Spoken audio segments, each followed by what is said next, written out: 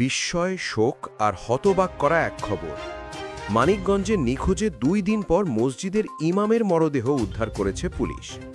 কি ঘটেছিল তার সাথে, কেন এমন মর্মান্তিক পরিণতি হলো, আজকের এই ভিডিওতে জানাবো সবকিছু। তাই ভিডিওটি শেষ পর্যন্ত মনোযোগ দিয়ে দেখবেন।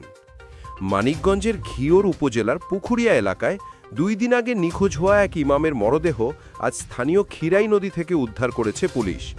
স্থানীয়রা সকালে নদীতে ভেসে থাকতে দেখেন লাশটি। এরপর খবর যায় থানায়। নিহত ইমামের নাম রফিকুল ইসলাম, 38 বছর। তিনি সিরাজগঞ্জ জেলার চৌহালি থানার বাঘুটিয়া ইউনিয়নের আব্দুর রহিমের ছেলে। প্রায় 1 বছর ধরে তিনি ঘিওরের বৈন্যা প্রসাদ পূর্বপাড়া জামে মসজিদে ইমাম হিসেবে দায়িত্ব পালন করছিলেন। পুলিশ জানায়, গত রোববার ফজরের নামাজ পড়ানোর পর থেকে তিনি নিখোঁজ হয়ে যান, কিন্তু জোহরের নামাজে হাজির না হলে স্বজন ও স্থানীয়রা খোঁজা শুরু করেন। 2 দিন পর নদীতে ভেসে ওঠে তার লাশ।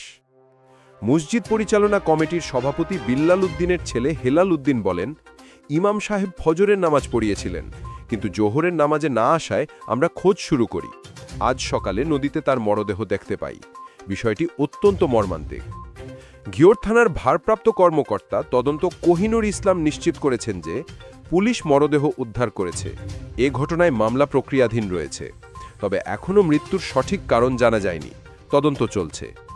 একজন ইমাম, যিনি প্রতিদিন মসজিদে এসে নামাজ পড়াতেন, এলাকার মানুষকে নেতৃত্ব দিতেন, হঠাৎ নিখোঁজ হওয়া আর 2 দিন পর লাশ হয়ে ফিরে আসা, নিঃসন্দেহে এটি এক হৃদয় বিদারক ঘটনা।